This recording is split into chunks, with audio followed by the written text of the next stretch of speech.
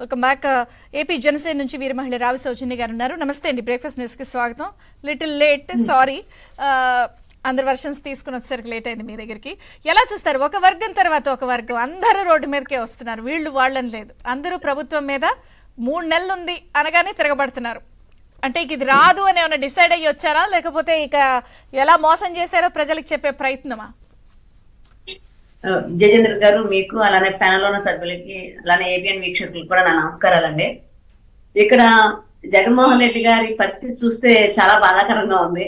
ఎందుకంటే దెబ్బ మీద దెబ్బ, దెబ్బ మీద దెబ్బ అన్నట్టు పొత్తులతో మొదలైన దెబ్బ ఈ రోజు అన్ని వర్గాలు కూడా ఆ చెంప ఈ చెంప వాయిస్తా ఉన్న పరిస్థితి కనిపిస్తుంది మనకి. అంటే భవిష్యత్తు ఎలా ఉంటుంది అనేది మనకి 3 నెలల ముందు నుంచే కనిపిస్తుంది. ఎందుకంటే నిన్న బొత్స సత్యనారాయణ గారు మాట్లాడుతూ కూడా ప్రభుత్వం వచ్చిన తర్వాత మిగతా హామీలు నెరవేరుస్తామని చెప్పి అన్నారు. అంటే వారి మీద వారికి నమ్మకం లేకుండా మేము ఎలాగో చేయలేము కాబట్టి వచ్చేది ప్రజా ప్రభుత్వమే కాబట్టి ఆ ప్రభుత్వంలో ఇవన్నీ అమలు అవుతాయని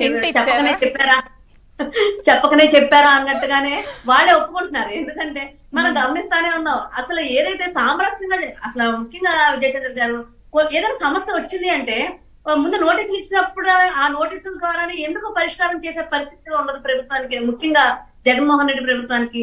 వారు బయటకు వచ్చి ఉద్యమాలు చేసి తీవ్రస్థాయికి వెళ్లే వరకు కూడా కనీస స్పందన లేకుండా ఎందుకు ప్రభుత్వాలు ఉంటున్నాయి? రాజ్యాంగబద్ధంగా కల్పించిన హక్కులు పూర్తి స్థాయిగా కల్పించే క్రమంలో వారికి ఉన్న కొన్ని ఇబ్బందులు ఉంటాయి. వాళ్ళు దిగువ మధ్యతరగతి కుటుంబాల నుంచి వచ్చినప్పుడు వారి యొక్క బాధలను వినే పరిస్థితి ఉండాలి.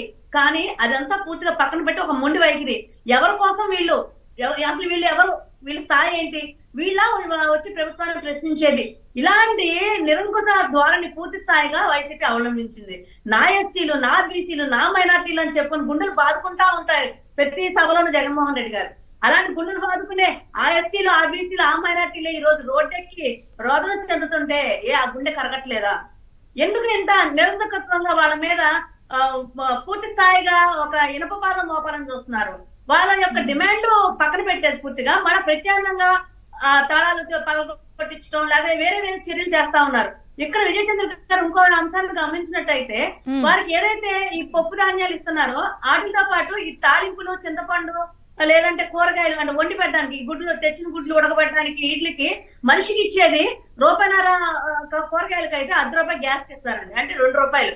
అంటే ఒక అంగన్వాడీ కేంద్రంలో 10 మంది పిల్లలు ఉంటే వాళ్ళకి ఎంత అంటే ₹20 వస్తుంది. ₹20తో వాళ్ళు వంట చేసి పెట్టాలి, గుడ్లు ఉడకబెట్టి పెట్టాలి. అంటే ఇంత ఇబ్బందికరమైన పరిస్థితుల్లో కూడా వారి యొక్క ఆర్థిక ఇబ్బందుల కోసం వాళ్ళు పనిచేస్తుంటే అది కూడా పట్టించుకోకుండా ప్లస్ 4 చేతి డబ్బులు పడుతున్నాయని చెప్తున్నారు. అసలు ఇప్పుడు మీరు ఏమంటే మనం అందరం ఆడవాళ్ళవి కేజీ ₹100 తక్కువ కూరగాయలు అన్నా ఉన్నాయా? ₹1.5 ₹2 ఏంటండి?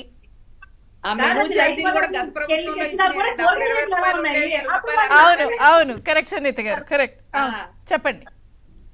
అక్కడ నాణ్యమైన భోజనం ఎలా పెట్టుకుంటారు? ఇచ్చి ₹1.5 అంటే ఒక మనిషికి ₹1.5 ఇస్తే వాళ్ళు నాణ్యమైన భోజనం పెట్టగలుగుతారా? గుడ్లు ఉడకబెట్టి అవన్నీ ఎలా చేయగలుగుతారు?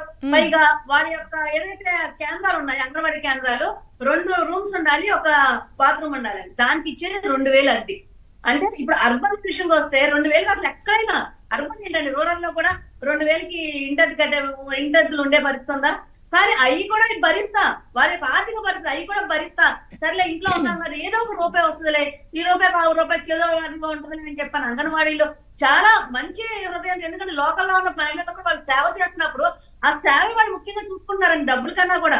ఎందుకంటే గర్భిణీ అంటే వాళ్ళే మెయిన్ గా, అంటే గర్భిణీ వచ్చిన దగ్గర నుంచి కూడా వాళ్ళని జాగ్రత్తగా చూసుకుంటారు. డెలివరీ అయ్యాక తర్వాత కూడా వాళ్ళ కేంద్రాలకు వచ్చి భోజనం చేసే పరిస్థితి లా చెయ్యాలి అని ఒక సేవ, ఒక మోటివేషన్ తోనే వాళ్ళు పనిచేస్తుంటే వాళ్ళని ఇలా రోడ్డెక్కిచ్చి పాపం 16 రోజుల నుంచి అనేక రూపాయలుగా వాళ్ళు నిరసన తెలుపుతున్నప్పటికీ కూడా స్పందించలేని ప్రభుత్వాన్ని చూస్తే నిజంగా ఏమనాలి?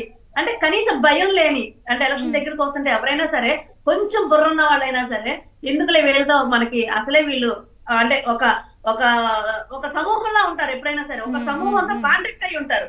ఇప్పుడు ఇక్కడ అంగన్వాడీ కేంద్రం టీచర్ తో పాటు ప్లస్ ఆ కేంద్రంలో వచ్చే పిల్లల తల్లిదండ్రుల మీద ఎఫెక్ట్ పడుతుంది, గర్భిణీ స్త్రీ మీద ఎఫెక్ట్ పడుతుంది. అంటే మరి వీళ్ళందరూ ఓటర్ లేకనండి.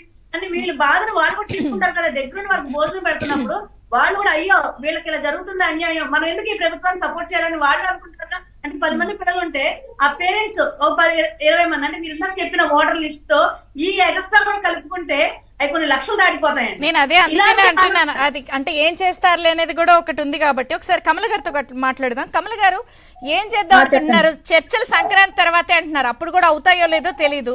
వెయిట్ చేస్తారా?